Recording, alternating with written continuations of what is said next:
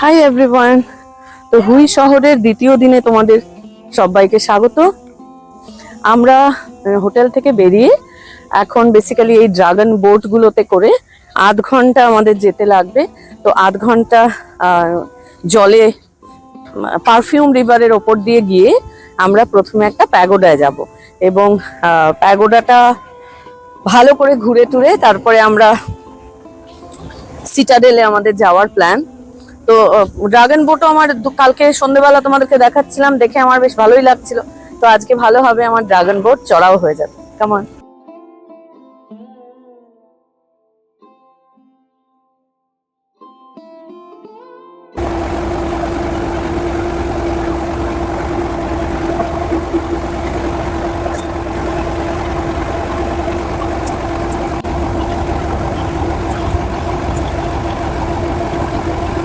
তো ড্রাগন বোটে বসে আছি পারফিউম রিভারের ওপরে।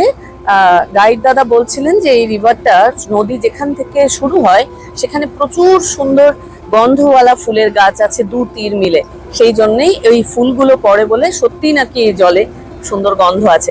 তো যাই হোক, ড্রাগন বোটে করে যাচ্ছি। It's a very peaceful ride. আর আজকে একটা বৃষ্টির প্রেডিকশন ছিল, আপাতত বোধহয় মনে হচ্ছে না বৃষ্টি হবে। It's a nice beautiful weather and I'm just loving it.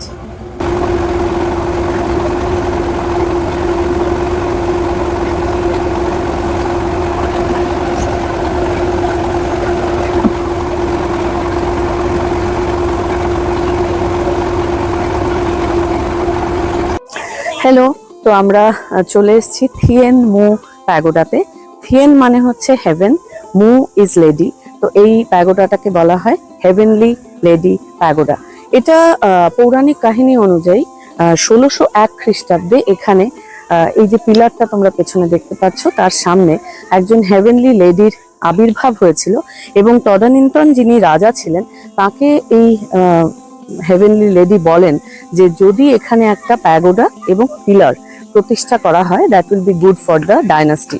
এবং স্বাভাবিকভাবেই তার কথা শুনেই এক্স্যাক্টলি কোন ডেটে এই প্যাগোডা তৈরি হয়েছে বা পিলার তৈরি হয়েছে সেটা এক্স্যাক্টলি ডেটটা ওইভাবে বলা যায় না, কিন্তু মোটামুটি 17th সেঞ্চুরিতে মেবি এই প্যাগোডাটা তৈরি হয়েছে। এবং যেটা একটা বলতে চাই সেটা হচ্ছে এটা বিশ্বাস করা হয় যখন যত রাজা এসছেন এখানে প্রত্যেকে কিন্তু তার সিংহাসনে বসার আগে একবার এখানে আসেন প্রে করতে, এবং সিংহাসনে বসার পরেও তিনি এসে প্রে করে যান যে he is grateful to god যে তিনি সিংহাসনে বসেছেন এবং his duty is to serve the people.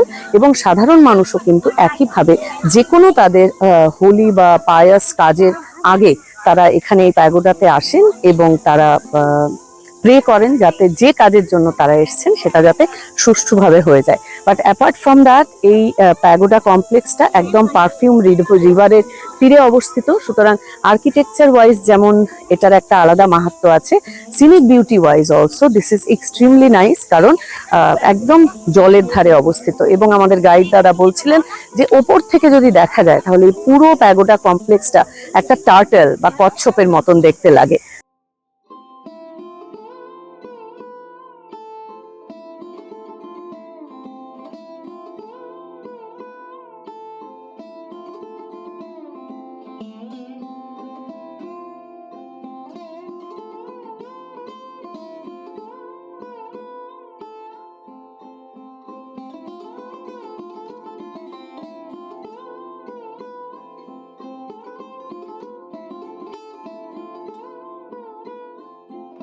তো হুই শহরের সবচেয়ে গ্ল্যামারাস এবং সবচেয়ে ফেমাস অ্যান্ড পপুলার সিটাডেল এরিয়ায় তোমাদের সবাইকে স্বাগত জানাই।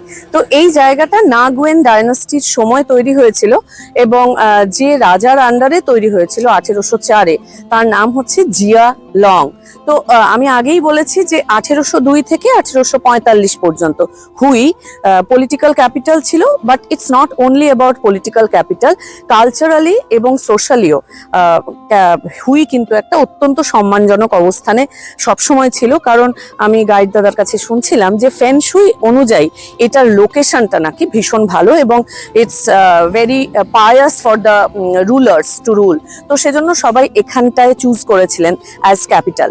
তো আমরা যে জায়গাটায় দাঁড়িয়ে আছি, এই জায়গাটা হচ্ছে সিটাডেল এরিয়া, ফার্স্ট লেয়ার। এরপরে আমরা যেখানটায় যাব, সেকেন্ড লেয়ারটা ইজ ইম্পিরিয়াল সিটি, আর একদম শেষেরটা হচ্ছে ফরবিডেন সিটি, যেখানে কিনা একমাত্র ফরবিডেন কারণ হচ্ছে এখানে শুধুমাত্র ইম্পিরিয়াল যারা রাজা রানীর পরিবার তারাই শুধু থাকতে পারতেন, আর কেউ থাকতে পারতেন না। তো এই যে জায়গাটা সিটাডেল এরিয়া, এখানে 5টা বড় বড় কামান তোমরা দেখতে পাচ্ছ। এটা যেমন মেইন যে এন্ট্রি গেট, এটা একটা খুব হোলি একটা ফ্ল্যাগ করা আছে, এবং 3টে লেয়ার তোমরা দেখতে পাচ্ছ। তো এখানকার মানুষ বিশ্বাস করেন এই 3টে লেয়ারের ইমপ্লিকেশন হচ্ছে, প্রথম লেয়ারটা হচ্ছে স্কাই, মাঝের লেয়ারটা হচ্ছে হিউম্যান মানে আমরা, এবং শেষের লেয়ারটা হচ্ছে আর্থ। তো এই 3টে লেয়ারের যখন একটা সুন্দর সংমিশ্রণ হয়, তখন যে জায়গাটায় হয় সেই জায়গাটা অ্যাকচুয়ালি খুব হোলি বা খুব পুণ্যবান একটা জায়গা হয়ে ওঠে বলে তখনকার সময় থেকে সবাই বিশ্বাস করত। এবং এই জায়গাটা বিশাল একটা এরিয়া নিয়ে তৈরি, সেটা যখন আমি ভেতরে ঢুকবো তখন তোমরা বুঝতেই পারবে। তো এই পুরো এরিয়াটা কভার করতে অনেকটা সময় লাগে, তাই তোমরা যখন আসবে যথেষ্ট হাতে সময় নিয়ে এসো, because it's a very good area, আর অনেকটা সময় লাগে ঘুরে দেখতে। তো আপাতত এই সিটাডেল এরিয়ার থেকে আমি ভেতরের লেয়ারটায় যাব, উইচ ইজ ইম্পিরিয়াল সিটি, এবং একদম শেষে যেটা ফরবিডেন সিটি। তখনকার সময় রাজা রানী ছাড়া আর সাধারণ মানুষের অধিকার ছিল না। এই সবটা তোমাদেরকে ঘুরে দেখাবো, চলে এসো আমার সঙ্গে।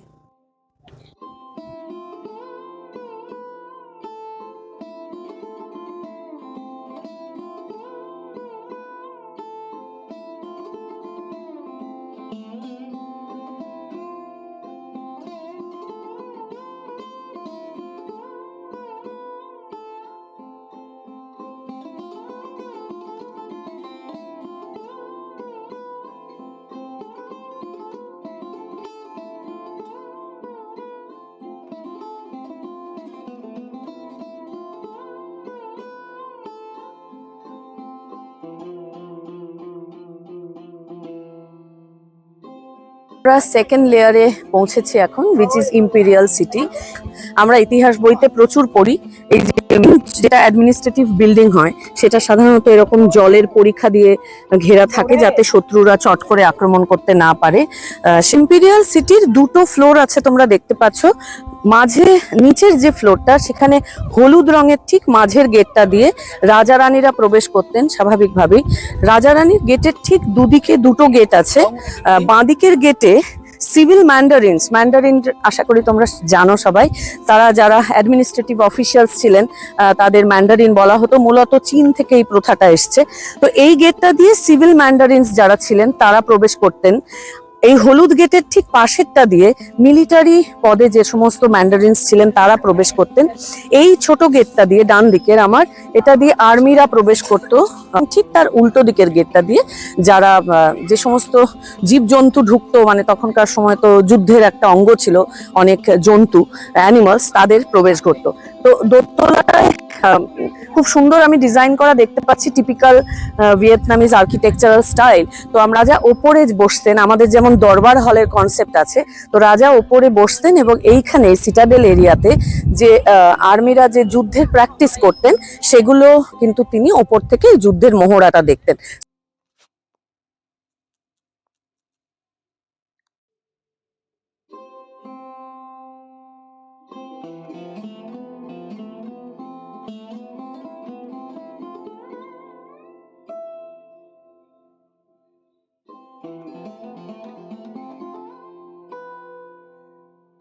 আমরা এখন তাই হুয়া প্যালেসে প্রবেশ করছি, যেটা 1805 সাল থেকে ফাংশনাল ছিল।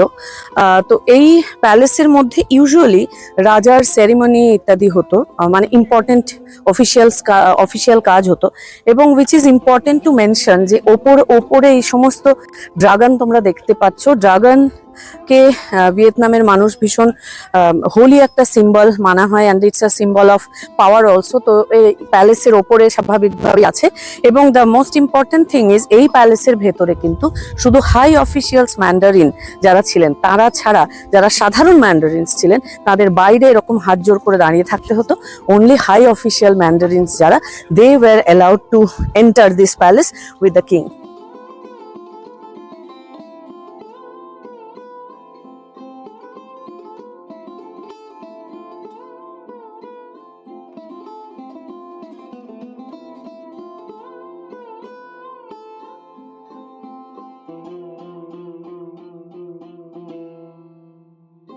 আমরা একদম ইম্পেরিয়াল সিটির যে মেন প্যালেস তার ভেতরে চলে এসেছি।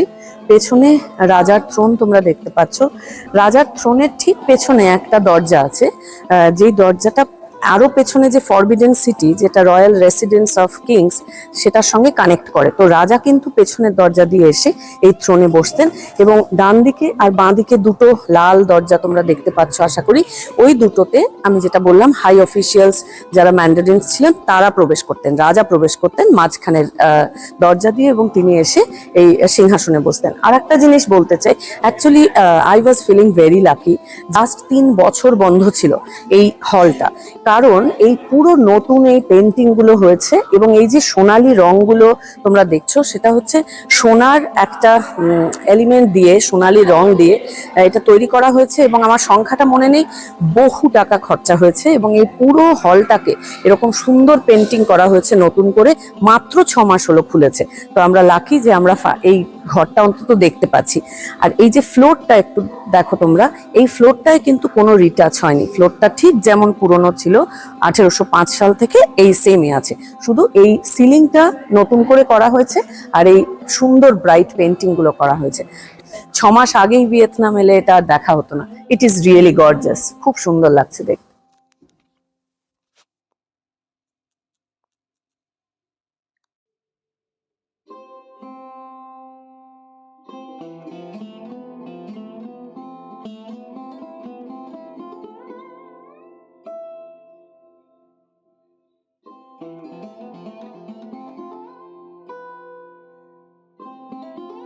ফাইনালি দুটো লেয়ার পেরিয়ে লাস্ট লেয়ারে এসেছি, উইচ ইজ ফরবিডেন সিটি। নাম দেখে, নাম শুনে বুঝতে পারছো একটা বড় কালো ওয়াল আছে, তো একটা কাইন্ড অফ বাধা দেওয়া টাইপের ব্যাপার। I can feel it from outside. যাই হোক, এই ফরবিডেন সিটিতে ঢোকার আগে আমার হাতের ডান দিকে একটা অফিস, আর এই বাঁ দিকে আর একটা অফিস তোমরা দেখতে পাচ্ছ। তো বাঁ দিকের অফিসটা হচ্ছে মিলিটারি ম্যান্ডারিনদের অ্যাডমিনিস্ট্রেটিভ বিল্ডিং ছিল, আর এইটা ছিল হচ্ছে সিভিলিয়ান ম্যান্ডারিনদের অফিস।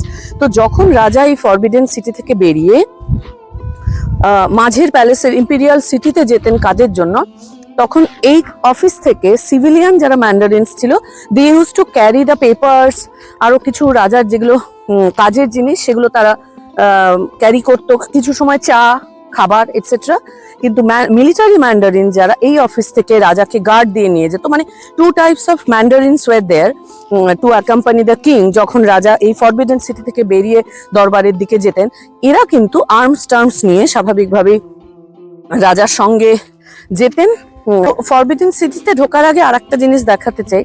ওই যে দূরের বিল্ডিং গুলো দেখছো, সেটা হচ্ছে কঙ্কুবাইনদের বিল্ডিং। কঙ্কুবাইন বেসিক্যালি আমরা যেটা উপপত্নী বলি বা রক্ষিতা বলি। তো রাজা যারা থাকতেন, ভিয়েতনামিজ রাজা, তাদের প্রচুর উপপত্নী থাকতেন, এবং তারা উপপত্নী, তাদের বোন ইত্যাদি প্রভৃতি, আমাদের যেমন হারেম কনসেপ্ট ছিল আর কি, তাদেরকে এনে তারা বেশ যত্ন আত্তি করে যত্নে তারা থাকতেন।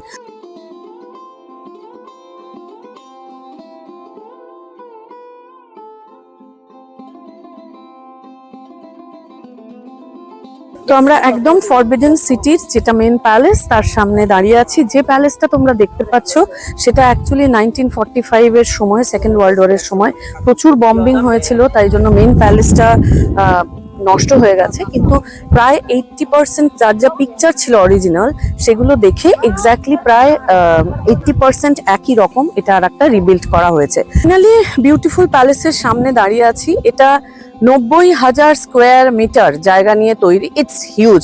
এবং এটা এই যে বাইরের আর্কিটেকচারটা তোমরা দেখতে পাচ্ছ, আশা করি ইন্ট্রিকেট ডিটেল গুলো বোঝা যাচ্ছে। ইটস অ্যাবসলিউটলি গর্জাস, এবং এটা বেশ খানিকটা চাইনিজ এবং জাপানিজ আর্কিটেকচারাল স্টাইলের একটা মিক্সচার করে এটা বানানো হয়েছে। এবং এখানকার ভিয়েতনামের রাজা এটা তৈরি করতে, বুঝতেই পারছি যে বহু $1,000,000 $1,000,000,000 ইনফ্যাক্ট খরচা হয়েছে। বাট ইটস, মানে আমি জানি না কতটা বোঝাতে পারছি, but it's absolutely gorgeous, it's really gorgeous.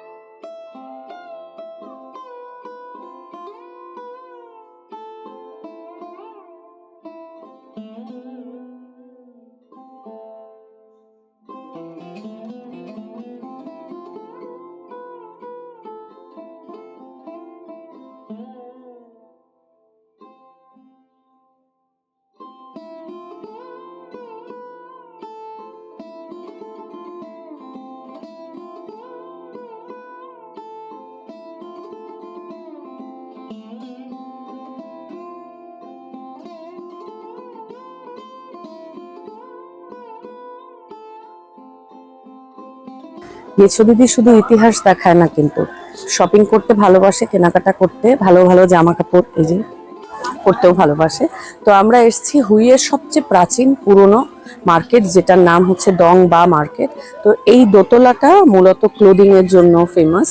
এখানে আমি দেখতে পাচ্ছি রেডিমেড জামা কাপড় যেমন পাওয়া যায়, এই যে উল্টো দিকে আছে প্রচুর আমি দেখছি ড্রেস মেটেরিয়ালও পাওয়া যায়। তোমরা যদি আসো ডং বা মার্কেটে, যদি কোনো ড্রেস মেটেরিয়াল পছন্দ হয় তাহলে সেটা চট করে কিনে নিয়ে তোমাদের হোটেলের পাশে আশেপাশে অবশ্যই টেলার শপ দেখতে পারবে। ওরা কিন্তু এক্স্যাক্টলি তুমি যেরকম চাও সেরকম ডিজাইন করে এবং সেই শেপে তারা সেটা বানিয়েও দিতে পারে।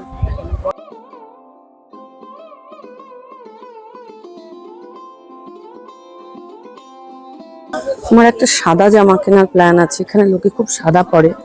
আর তোমরা হয়তো জানো যে আই লাভ হোয়াইট, এখানে যেমন অনেক টপ পাওয়া যাচ্ছে সাদা হাকোবার বা কুরুশের, তো সেটা একটু দাম জিজ্ঞেস করবো আমি। এই মার্কেটের একতলায় যেমন মূলত নানান রকমের টুপি, খাবার, প্রচুর মাখনা দেখতে পাচ্ছি, এগুলো যেমন আচার, অনেক ড্রাই ফ্রুটস, শ্যাম্পু, গ্রসারিজ, প্রচুর এখানে চা পাতা দেখছি, ফুলওয়ালা। আর একটা জিনিস এটা তোমাদেরকে দেখাই, অ্যাকচুয়ালি আমি কিনেছি, এটা যেমন কাঁঠালের চিপস। ওয়েট, এই যে যে দেখছো এটা হচ্ছে কাঁঠালের চিপস, এটার মধ্যে ওরা একটু মিষ্টি দিয়ে বানায়। সো আমি একটা কফি শপে গিয়ে ওটা টেস্ট করেছি, ভীষণ ভালো খেতে, এবং আমি একটা কিনেওছি। So this is basically the original market, যেখানে হাউস হোল্ড জিনিস প্রচুর পাওয়া যায়, ইন্টারেস্টিং। আর দোতলাটাই হচ্ছে পুরোটা গার্মেন্ট। তো তোমরা যদি হিউ শহরে আসো তাহলে অবশ্যই আমার মতন একবার মার্কেট ঘুরে যে। এখানে যেমন শুটকি মাছ দেখা যাচ্ছে প্রচুর, এই যে চিংড়ি মাছটা আমি চিনতে পারছি, এটা কি আমি জানি না, খুব বাজে গন্ধ নয়, যে এগুলো সবই মনে হচ্ছে আমার শুটকি করা আছে, মনে হচ্ছে না, আমি শিওর যেগুলো শুটকি মাছ করা আছে, সব প্যাকেট করা আছে সুন্দর করে, কিন্তু সারপ্রাইজিংলি অত গন্ধ নেই দেখা যাচ্ছে। এখানে উল্টো দিকে আবার জুয়েলারি শপ দেখা যাচ্ছে, তো এগুলো জুয়েলারি মানে হয়তো এমনি আর কি, যেগুলো সোনার উপর নয়, আর্টিফিশিয়াল জুয়েলারি। মোটা হওয়ার অসুবিধাটা দেখো, তাই জন্য যারা তোমরা দেখছো তারা প্লিজ রোগা হওয়ার চেষ্টা করো। এখানে আমার একটা খুব সুন্দর জামা পছন্দ হয়েছিল, সাদা একটা শার্ট আর একটা শর্টস, গরমের জায়গায় এরকম পরলে খুব কাজে দেয়, কিন্তু আমাকে পরিষ্কার মুখের উপরে বলে দিল নো বিগ সাইজ, তার মানে I am big. It's unfortunate but true.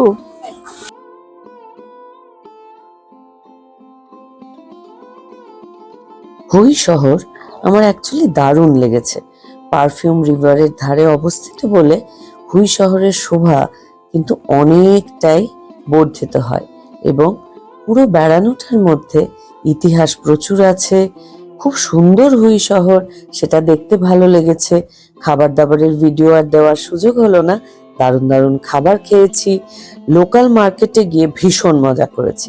তো সব মিলিয়ে হুই প্রাচীন শহর হিসেবে আমার সত্যি ভিয়েতনামে যত আমি শহর দেখেছি তার মধ্যে হুই শহর কিন্তু আমার সত্যি মনে কোঠায় থেকে যাবে।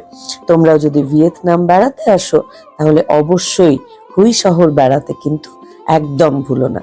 তো আজকের মতন গেছো দিদির রবিবারের গল্প এই অবধি। আবার পরের রবিবারে আর একটা ভিয়েতনামের শহর নিয়ে তোমাদের সঙ্গে অবশ্যই দেখা হবে। ততক্ষণের জন্য বাই বাই এভরিওয়ান। সবাই ভীষণ ভীষণ ভালো থেকো আর দারুণ ভালো রেখো সবাইকে। Take care.